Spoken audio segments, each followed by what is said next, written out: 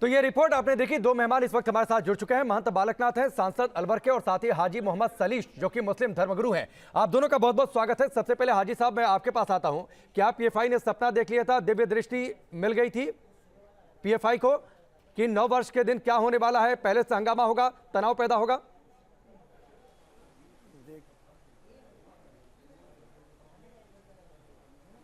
देखिए, ऐसा है कि पीएफआई जैसे संगठन का जिनके तार विदेशों से जुड़े हुए हों, हमारे देश के अंदर उनका बाकी रहना अनुचित है। मैं पीएफआई जैसे संगठन हो या सिमी जैसे संगठन हो, इनकी हमारे देश के अंदर किसी तरह की कोई गुंजाइश नहीं होनी चाहिए, नंबर 1। नंबर 2, ये जांच का विषय है कि उन्होंने जो चिट्ठी जारी की थी उस चिट्ठी में क्या लिखा है, और अगर वो इस चिट्ठी के पूर्व उन्होंने कोई अपनी ठीक, हाजी साहब आपने बड़ी बात जाहिर की थी तो सरकार पीएफआई पर बार-बार सवाल उठे हैं, बार-बार सवाल उठे हैं, और आपकी इस बात को तस्दीक भी करेंगे महंत बालकनाथ कि पीएफआई जैसे संगठन बैन होने चाहिए। महंत बालकनाथ जी, बार बार ये मांग उठी है कि पीएफआई को बैन किया जाए। कई सारी घटनाएं उत्तर प्रदेश में सीएए के विरोध में किस तरीके से पीएफआई पर सवाल उठे, उसके तार आईसिस तक कैसे जुड़े। वक्त आ गया है, बिना देर किए सरकार इसको बैन करे। बिल्कुल आपकी बात सही है, इस पर भी सरकार बिल्कुल इन ऐसे संगठनों को बैन करे, लेकिन उसके साथ साथ में कांग्रेस की भी, ये कांग्रेस जो कांग्रेस सरकार है राजस्थान के अंदर, इसकी भी भूमिका की जांच होनी चाहिए। मुझे लगता है कि इस कांग्रेस की भी पूरी भूमिका रही है इस दंगों को भड़काने में। ऐसे पथराव जो हमारे सनातन धर्मी लोग जो नववर्ष के उपलक्ष्य में और दुर्गा के प्रथम दिवस के इस अनुष्ठान के उपलक्ष्य में जो हमारी यात्रा निकल रही थी, एक धर्म की यात्रा निकल रही थी, जो एक शांति प्रिय माहौल से जो यात्रा निकल रही थी, इस यात्रा को इस प्रकार से इसमें विघ्न उत्पन्न करना, मैं मानता हूं केवल पीएफआई नहीं, इसके अंदर कांग्रेस का भी हाथ है, इस कांग्रेस सरकार का भी हाथ है, क्योंकि इस प्रकार के कार्यक्रम में कांग्रेस चलाती रहती है। और जहाँ जहाँ कांग्रेस की सरकारें पूर्व में रही हैं और वर्तमान में आप देखेंगे कि वहाँ ऐसी घटनाएं क्यों घटित होती हैं। जहाँ भारतीय जनता पार्टी की सरकार है वहाँ क्यों नहीं घटित होती, वहाँ किस प्रकार से शांति का माहौल रहता है।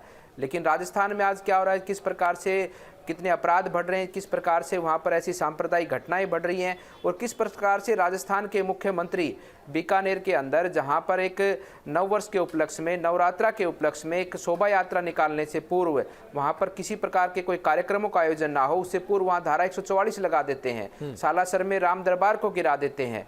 ये अनेकों जगह, हमारे अलवर की बात मैं करूंगा, अलवर में हमारे संप्रदायों की, हमारे मंदिरों की जो मंदिर माफी की जमीन है उसके ऊपर भूमाफिया कब्जा कर रहे हैं। ये सब कार्यक्रम के द्वारा, ये सब कार्यक्रम कांग्रेस के द्वारा संचालित कार्यक्रम है, और ये लोग इन कार्यक्रमों को बढ़ावा देते हैं। जी बालकनाथ जी, पीएफआई एक लेटर लिखता है प्रशासन को भी, दिव्य दृष्टि उसके पास आ जाती है कि कुछ हंगामा हो सकता है, कुछ तनाव पैदा हो सकता है। अब पीएफआई जैसे संगठन तय करेंगे और प्रशासन को पत्र लिखेंगे कि अगर कोई धार्मिक जुलूस निकलता है या फिर कोई आयोजन होता है तो उसका रूट मैप क्या होना चाहिए। पीएफआई ने तो चुनौती देकर ये कार्य किया है, और सुनियोजित तरीके से कांग्रेस ने इसको उनका सहयोग किया है। और जैसे ही देखिए आप, पथराव होने के बाद में तुरंत वहाँ पर जो है कि कर्फ्यू लगा दिया जाता है, ताकि कोई दूसरी इसकी प्रतिक्रिया ना दे पाए, कोई व्यक्ति इसकी प्रतिक्रिया ना दे पाए, कोई समाज इसकी प्रतिक्रिया ना दे पाए, इसका रोष प्रकट ना कर पाए। वहाँ पर तुरंत जो है कि कर्फ्यू लगा दिया जाता है। हम तो कर्फ्यू शब्द सुनना ही दूर की बात हो गई थी। अब कर्फ्यू शब्द कभी भारत में सुनने को नहीं मिलता था। जब से उत्तर प्रदेश में हमारी 2017 के बाद में भारतीय जनता पार्टी की सरकार आई और केंद्र में नरेंद्र मोदी जी की सरकार आई है, तो कहीं कर्फ्यू शब्द का नाम ही नहीं सुनते थे। कोरोना के समय हमने लॉकडाउन का नाम सुना है, लेकिन कर्फ्यू का कहीं नाम नहीं सुना है। और राजस्थान के अंदर ये दुर्भाग्य है राजस्थान की जनता का कि जो ऐसी कांग्रेस की सरकार बैठी है, जिसके होते हुए राजस्थान में आज पूरा देश सुन रहा है कि राजस्थान के अंदर करौली में कर्फ्यू लगा है। और कर्फ्यू लगने का कारण क्या है कि वहां पर सांप्रदायिक हिंसा हुई है, और ये सिर्फ और सिर्फ जिम्मेदारी कांग्रेस सरकार की बनती है। इस कांग्रेस सरकार ने इस प्रकार के कार्यक्रमों को बढ़ावा दिया है। ठीक बालकनाथ जी, मेरे सहयोगी लासिफ फौजदार जुड़ चुके हैं, मैं उनका भी रुख करूं, लेकिन उससे पहले एक सवाल आपसे। राज्य सरकार कुछ नहीं की, लेकिन केरल की सरकार ने क्या कोर्ट में हलफनामा किया था, उस समय क्या टिप्पणी आई थी। आपको नहीं लगता है कि देश के स्तर पर इस पर फैसला होना चाहिए कि ऐसे संगठन को बैन किया जाए? आप सांसद हैं, संसद में इस मसले को उठाएंगे आप? बिल्कुल उठाएंगे, आज ही उठाएंगे, मौका मिलेगा तो आज ही इस बात को उठाएंगे और ऐसे संगठनों पर बैन लगना चाहिए और कांग्रेस की भूमिका की जांच होनी चाहिए। मैं एक छोटी सी बात आपको कहना चाहूँगा, जयपुर नगर महानगर निगम के अभी आपने देखा होगा कि पहले डीलिमिटाइजेशन हुई थी चुनाव से पहले, इन्होंने किस प्रकार का विभाजन किया है, एक समुदाय विशेष को ध्यान में रखते हुए, एक संप्रदाय विशेष को ध्यान में रखते हुए उस पूरी योजना का गठन किया गया ताकि वहां पर एक ही समुदाय के, एक ही धर्म के लोगों को ज़्यादा फायदा हो सके। पाकिस्तान बनाने का काम कौन कर रहा है? पूर्व में पाकिस्तान आज़ादी के समय बना, उसका आज तक खामियाजा पूरा देश भुगत रहा है और वर्तमान में जयपुर को इस प्रकार से बांटा गया है कि एक तरफ एक समुदाय के लोग और बाकी सब लोग एक तरफ, ताकि इनकी सत्ता और इनके ऐसे कार्यक्रम, ऐसे जो देशद्रोही कार्यक्रम है वहां से संचालित किए जा सके। वहां पर उनको फिर भी उनका लाभ नहीं, वहां पर इतना सब कुछ करने के बाद भी इन्होंने जानबूझकर उस समुदाय विशेष के व्यक्ति को वहां का महापौर नहीं बनाया। ये उनके साथ छल भी करते हैं और उनके साथ में ऐसे लोगों के साथ में, ऐसे जो धर्म को, अपने देश को, धर्म को आगे लाकर अपने देश को तोड़ने की बात करते हैं, ऐसे लोगों के साथ में उनको ऐसे कार्यक्रमों को भी आगे बढ़ाते हैं। ये इनकी वास्तविकता अब देश के सामने आ रही है और ये निश्चित रूप से इसमें कांग्रेस की भूमिका की भी जांच होनी चाहिए। ठीक है, आपने ये बड़ी बात कही कि आप संसद में इस मसले को उठाएंगे और बहुत संभव है कि आज ही उठा दें जब पार्लियामेंट के अंदर आप जाएं। लाल सिंह फौजदार, मैं आपके पास आता हूं। अलग अलग राज्यों में का समय है भैया, थोड़े दिन का समय है जी, निश्चित तौर पर थोड़े दिन का समय है, 1.5 वर्ष का समय है जी। अभी तक भी अपराधी पकड़े नहीं गए हैं। वहां पर एक तो पार्षद है जो इसका मुख्य इस घटना को अंजाम देने वाला है, एक वहां पर चेयरमैन, उसका बेटा है, वो इस मुख्य घटना का कार्यक्रम को इसका आगे बढ़ाने वाला है। उनके मकान से ही जहां पर जिम चलता है उसके ऊपर इतनी बड़ी संख्या में, भारी संख्या में पत्थरों को पहुंचाया गया। ये सब योजना उनके द्वारा की गई योजना है। अभी तक वो पुलिस की गिरफ्त से बाहर हैं, लेकिन मैं इतना ही कहना चाहता हूं, 1.5 वर्ष का समय बचा है। राजस्थान की जनता एक एक दिन कर काट रही है। जहां भी छुपना है छुप लेना, जहां भी भागना है भाग लेना। राजस्थान से बाहर तो ये जा नहीं सकते, क्योंकि राजस्थान से बाहर जाएंगे, यूपी की तरफ जाएंगे तो वहां पर इनको कुचल दिया जाएगा। ये राजस्थान में कहीं छुप सकते हैं, किसी मंत्री संतरी के घर में अंदर बैठ सकते हैं। 1-1.5 साल का समय है, इनको बिल से निकाल कर इनकी औकात में लाकर और इनके साथ में उचित न्याय के साथ में इनको उसी समय पर दंड दिया जाएगा। ठीक, लाल सिंह फौजदार, ये सवाल तो वाजिब है, इसकी तैयारी पहले से थी कि अनरेस्ट फैले, हिंसा फैले, बड़े बड़े पत्थर घर की छतों पर पहुंचा दिए गए ताकि जब वहां से जुलूस निकले, जब वो रैली निकले, उस दौरान उन पत्थरों को गिरा दिया जाए। और अभी भी सारे आरोपी गिरफ्तार नहीं हुए हैं।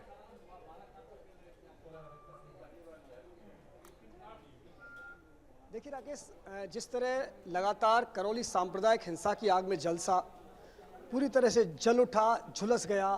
करीब 3 दर्जन दुकानें आग के हवाले कर दी गई, एक घर को आग के हवाले कर दिया गया, दर्जनों गाड़ियों में आग लगा दी गई। लेकिन अब धीरे धीरे जब इस घटनाक्रम की परतें उघड़ रही हैं तो कहीं ना कहीं ये एक साजिश की तरफ साफ इशारा कर रही है। सवाल ये है कि क्या पहले से इस बात का अंदाजा था कि हिंदू नववर्ष पर कोई भगवा रैली निकलेगी और जैसे ही रैली ये मस्जिद के पास एक जिम है, उसके आसपास चंद मकान हैं, वहाँ जब पहुँचेगी तो उस पर पथराव की पूरी तैयारी थी? आखिर इतने बड़े पत्थरों के ढेर वहाँ क्यों इकट्ठा किए गए थे? कल जब सांसद मनोज राजौरिया कलेक्टर और एसपी के साथ मौका मुआयना कर रहे थे घटना स्थल का, तब तो उस जिम के ऊपर अभी भी पत्थरों का बड़ा ढेर मिलता है, जिसको वहाँ मौजूद लोग ये कहकर रोकते हैं कि इसका वीडियो मत बनाओ। फिर भी चंद सेकंडों का वीडियो हमारे हाथ में आया है जो हम दर्शकों को दिखा रहे हैं। लेकिन सवाल ये है राकेश कि क्या इससे पहले एक तैयारी थी वहाँ पर कि इस तरह की हिंसा को वारदात नहीं? तैयारी तो थी, तैयारी तो थी। और पीएफआई का जो लेटर है, जो दिव्य दृष्टि पीएफआई के पास थी, उस दिव्य दृष्टि से उस तैयारी की झलक भी मिल जाती है। हाजी मोहम्मद साहब, दर्जन भर से ज्यादा एजेंसियों के रडार पर है पीएफआई। ये भी है कि अलकायदा का इस्लामिक जो बैंक है वो फंड करता था, आईसिस से कई लोगों के तार। ऐसे संगठन बैन होने चाहिए, क्यों आखिरकार इस पर कार्रवाई नहीं हो रही? और कुछ लोग हैं जो इस संगठन को बैक कर रहे हैं, पॉलिटिकल सपोर्ट भी हासिल है, जिसका जिक्र बालकनाथ जी कर रहे हैं।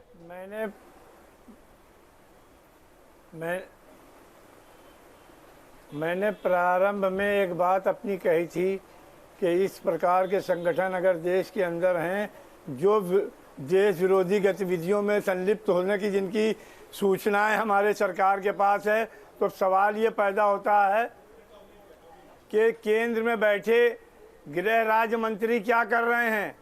उन्होंने इस पर बैन क्यों नहीं लगाया? जब सारे साक्ष्य और सारी चीज़ें मौजूद होने के बाद ये तमाशा क्यों हो रहा है? और 2 दिन पहले जब सूचना मिली थी कि इस प्रकार की घटना घट सकती है, तो केंद्रीय एजेंसी क्या कर रही थी? उन्होंने केंद्र सरकार को सूचित किया, केंद्र सरकार ने कोई इस पर कार्रवाई क्यों नहीं की। इससे एक तरफ ये भी दर्शाया जा रहा है कि इसके पीछे कांग्रेस है, तो फिर कांग्रेस को भी प्रतिबंध कर दीजिए ना देश के अंदर। अगर कांग्रेस देश में दंगों के नहीं, आप कांग्रेस और पीएफआई को एक तराजू में तोड़ रहे हैं। देश की जनता कर देगी। हाजी मोहम्मद साहब, आप कांग्रेस और पीएफआई को एक तराजू में तोड़ रहे हैं। कर चुकी है, 2 राज्यों में बची है। नहीं, ये तो अभी आपके चैनल पर 2 सम्मानित लोगों ने ये कहा कि कांग्रेस इसमें कहीं ना कहीं शामिल है। जब कांग्रेस शामिल है तो पीएफआई और कांग्रेस दोनों की साठगांठ से अगर दंगा हो रहा है तो कांग्रेस पे प्रतिबंध क्यों नहीं लगाते? बालकनाथ जी, कांग्रेस पे भी प्रतिबंध लगा देना चाहिए। जब आपके सांसद बैठे हुए कह रहे हैं कि कांग्रेस जो है लगाएंगे, बिल्कुल लग रहा है। कांग्रेस की जहाँ सरकार में वहाँ दंगे हो रहे हैं। अभी हिजाब पे दंगा कांग्रेस की सरकार में हुआ।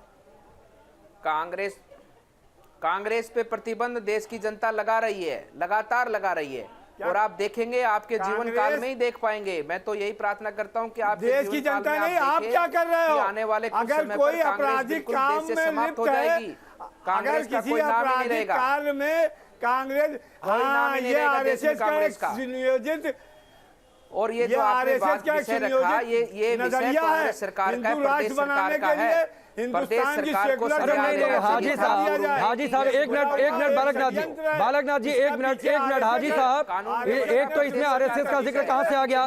यानी पीएफआई का नाम आएगा, एजेंसियां रडार पर लेंगी तो आप आरएसएस का नाम लेंगे। आप कह रहे हैं हिंदू राष्ट्र बनाने की साजिश हो रही है, बार बार ऐसी घटनाएं होती है तो मुस्लिमों का नाम क्यों आता है? अगर मैं आप पर इससे सवाल पूछूं, इस पर आपसे ये सवाल पूछूं तो इसका क्या जवाब देंगे आप? पत्रकार है या पक्षकार है? आप पत्रकार हैं, पक्षकार हैं? आप तय करेंगे। सवाल मैंने पूछा, मैंने सवाल पूछा। हाजी मोहम्मद साहब, आपने कहा कि हिंदू राष्ट्र बनाने की साजिश है, आपको कहां से इसमें साजिश नजर आ गई? आपको इसमें कहा, क्या आरएसएस की जांच नहीं होनी चाहिए? क्या इस दंगे के पीछे आरएसएस नहीं हो सकती है? आप कौन सा आरएसएस ने लेटर लिखा है? आरएसएस ने लेटर लिखा है? कितनी बार आरएसएस ने लेटर लिखा है? हाजी साहब, आरएसएस ने लेटर लिखा है? कोई दिक्कत नहीं है, कोई दिक्कत नहीं है। सांप्रदायिक माहौल आरएसएस हमारा विचार परिवार, देश की सेवा है। हाजी साहब एक मिनट सवाल सुनिए। हाजी साहब एक मिनट सवाल सुनिए। लेटर पीएफआई का सामने आया है, आरएसएस ने कोई लेटर लिखा है? हाजी साहब, आरएसएस ने कोई लेटर लिखा है? मेरा जवाब दीजिए। आरएसएस ने कोई लेटर लिखा है? पहले पीएफआई जहन्नुम में पीएफआई, उस पर पाबंदी लगाना सरकार का काम है। केवल राष्ट्र की सेवा है, केवल और केवल राष्ट्र की सेवा है। अरे आप तो कहते हो कि आपके अलावा कोई दूसरा रहेगा ही नहीं। जुलूस निकलने की कोई परंपरा थी? नहीं, आप तय करेंगे। हाजी साहब, आप तय करेंगे, आप तय करेंगे कोई धार्मिक क्या दिक्कत निकलेगा? देश का हाजी मोहम्मद तय करेंगे। करौली की कोई भी गली से निकल सकता है जुलूस, उसमें क्या बात होगी? आप तय करोगे? वहाँ पर नहीं, आप तय करेंगे, वो कोई आप तय करेंगे। हाजी साहब, प्रशासन का काम तय करना, प्रशासन ने तय किया, वो कोई पीएफआई तय करेगा। प्रॉपर्टी नहीं है। नहीं, हाजी साहब, पीएफआई तय करेगा कोई जुलूस कहां से निकले? प्रशासन की अनुमति लेकर गुजरा है जुलूस। बीजेपी के दलालों ये कौन तय करेगा? चैनल पर आप खुले आप किसके दलाल हैं? क्यों पढ़ते हैं फिर? हाजी साहब, आप किसके दलाल हैं? रास्ते चौराहे साहब, आप किसके दलाल हैं? पीएफआई के? आप किसके दलाल हैं? हम चौराहे पर नमाज क्यों पढ़ते हैं? नहीं, हाजी साहब एक मिनट, बालकनाथ जी मैं आता हूं। तुम्हें मालूम है, हमने तुम पे पैर रख दिया तो बड़ी सीटी लग गई है। आप आरएसएस और बीजेपी के दलाल बन करके एंकरिंग कर रहे हो। आप किसके दलाल हैं? पीएफआई के? नहीं कर रहे हो। आप किसके दलाल हैं? पीएफआई के? चाहिए हाजी साहब, आप पीएफआई के दलाल हैं? नहीं चाहिए, आप दलाल हो विदेशियों। नहीं, आप दलाल हैं पीएफआई के? आप इस देश में भगवाकरण करना चाहते हो। आप चाहते हो संविधान खत्म हो, आप सेकुलर पार्टियों को खत्म करना चाहते हो। आप एक पक्ष को ये कहला रहे हो कि कांग्रेस इस दंगे के पीछे है। आप तमाम सेकुलर सियासी जमातों को मिटा करके हिंदुस्तान का, अरे वोट दें, वोट नहीं मिलेगा, कोई सियासी जमात नहीं मिलेगी। आपको ये बात नहीं समझ में आ रही है जो बात बालकनाथ जी कह रहे हैं? देश के लोग तय कर देंगे कौन सी सियासी जमात रहे इस देश में और कौन सी सियासी जमात ना रहे देश के अंदर। ये आप और हम नहीं तय करेंगे। इस देश के अंदर अपनी सत्ता बचाने के लिए किस प्रकार से हमारे सनातन धर्मियों पर हमारे 9 वर्ष के उपलक्ष्य में चल रही यात्रा के ऊपर अपनी सत्ता बचाने के लिए उन पर पत्थरबाजी करवाती कांग्रेस। कश्मीर में पत्थरबाजी बंद हो गई तो कांग्रेस ने अपने राज्य में, राजस्थान में पत्थरबाजी शुरू कर दी है और उन क्षेत्रों में कहीं थी। ये भी जांच का विषय है। शर्म आती है इस कांग्रेस सरकार को, शर्म आनी चाहिए। आज देश भर में कितना शांति प्रिय माहौल है, लेकिन कांग्रेस की सरकार के होते जहां कांग्रेस की सरकार है वहां पर कर्फ्यू लगता है, वहां पर कर्फ्यू लगता है। राजस्थान का मान सम्मान को गिराने का काम इस कांग्रेस ने किया है। वहीं दंगे कराओगे बीजेपी के लोग, वहीं RSS वहीं दंगे कर रही है कांग्रेस। कांग्रेस कर रही है दंगे, वहीं पर संरक्षण मिलता है ऐसे अपराधियों को। 1.5 साल रुक जाओ, ऐसे अपराधियों को चुन चुन कर बिल से बाहर निकालेंगे और इनका फंड कुचलेंगे। जो भी देश को तोड़ने की बात करेगा, जो भी देश में शांति को बिगाड़ने की बात करेगा, जो भी ऐसे दंगे प्रसाद करेगा, उनको बख्शा नहीं जाएगा। ठीक है, एक मिनट हाजी साहब और बालकनाथ जी, हाजी साहब और बालकनाथ जी, आप दोनों लोग शांत रहिए। एक मिनट आप दोनों लोग शांत रहिए। एक मिनट बालकनाथ जी प्लीज, और हाजी साहब आप भी शांत हो जाइए, इतनी गर्मी ठीक नहीं है, ठीक है। और सच्चाई क्या है, सच्चाई क्या है, हमारे रिपोर्टर्स वहां पर मौजूद हैं। और लासिक फौजदार ने क्या देखा, क्या सुना, क्या समझा, जरा सुनिए हाजी साहब। हाजी साहब जरा सुनिए, सुनने की आदत डालिए, आप ऐसे नहीं चलता है। इन बीजेपी के लोग लासिक फौजदार, जरा हाजी मोहम्मद को आईना दिखाइए, क्या हुआ है करौली में, कौन उसके पीछे है? आतंकवादी है वो, हमारे लिए देश विरोधी है। क्या कर रहे हो यार? हम किसी धर्म का अपमान नहीं करते, हम किसी व्यक्ति का अपमान नहीं करते। ऐसे व्यक्तियों का, ऐसे संगठनों का अपमान करेंगे। लासिक फौजदार जरा हाजी साहब को आईना दिखाइए, करौली में क्या हुआ, क्या नहीं हुआ, उसके पीछे कौन, PFI का लेटर, उसके मायने क्या, जरा हाजी साहब को आईना दिखाइए। देखिए राकेश, हाजी साहब सुने तो आईना हम साफ दिखा देंगे, और इस आईने को समझना भी पड़ेगा, और जब तक आप सच्चाई नहीं स्वीकारेंगे देश में अमन चैन नहीं आ सकता। सवाल इस बात का नहीं है कि बीजेपी कांग्रेस कौन दोषी है कौन दोषी नहीं है, बात का विषय है, लेकिन जो घटनाक्रम हुआ है की सरकार लाने के लिए देश में सामने आता है और PFI का लेटर लिखा जाता है मुख्यमंत्री के नाम, मुख्यमंत्री को लेकर के। हाजी साहब सुनिए, हाजी साहब सुनना सीखिए, सुनोगे शांति से तो सच का सामना करिए, सच का सामना करना सीखिए। अगर सच का सामना नहीं कर सकते तो शांत हो जाइए, आपको सुनना पड़ेगा, क्योंकि सच्चाई हम देख रहे हैं, ग्राउंड रियलिटी रिपोर्ट हम दिखा रहे हैं जनता के सामने क्या हो रहा है, करौली किस तरह धुआं चल रहा है हम दिखा रहे हैं, सांप्रदायिक सद्भाव की आग कैसे लग रही है हम दिखा रहे हैं। आज देखिए 3 दिन से वहां कर्फ्यू लगा हुआ है, लोग दूध पानी के लिए तरस रहे हैं, मासूम बच्चे सवाल कर रहे हैं, उनकी मासूम आंखें पूछ रही हैं आखिर हिंसा की लपटें क्यों उठी। PFI का लेटर 2 दिन पहले कैसे मुख्यमंत्री को लिखा जाता है, उनके पास आखिर ऐसा कौन सा तंत्र था जो पता लग गया कि करौली में सांप्रदायिक हिंसा होगी, यहाँ पर एक जुलूस निकलेगा भगवा वाला और उसमें पत्थर होगा, ठीक है लासिक फौजदार, हाजी मोहम्मद साहब सुनिए, हाजी मोहम्मद साहब इतना वक्त नहीं है, इतना वक्त नहीं है, आपकी धार्मिक तकरीरें मैं टेलीविजन पर चलाऊंगा, इतना वक्त नहीं है हमारे पास। और आपने शुरुआत में कहा था कि PFI जैसे संगठन बैन होने चाहिए, तो मुझे लगा था कि आपकी विचारधारा बड़ी अच्छी है और मुझे लगा था कि आप शायद बहुत प्रोग्रेसिव होकर सोच रहे हैं, लेकिन आपकी जो मानसिकता है ना वो थोड़ी देर बाद खुलकर सामने आ गई, आईने की तरह साफ हो गया। क्यों नहीं बैन किया? चलिए बहुत बहुत शुक्रिया हमसे जुड़ने के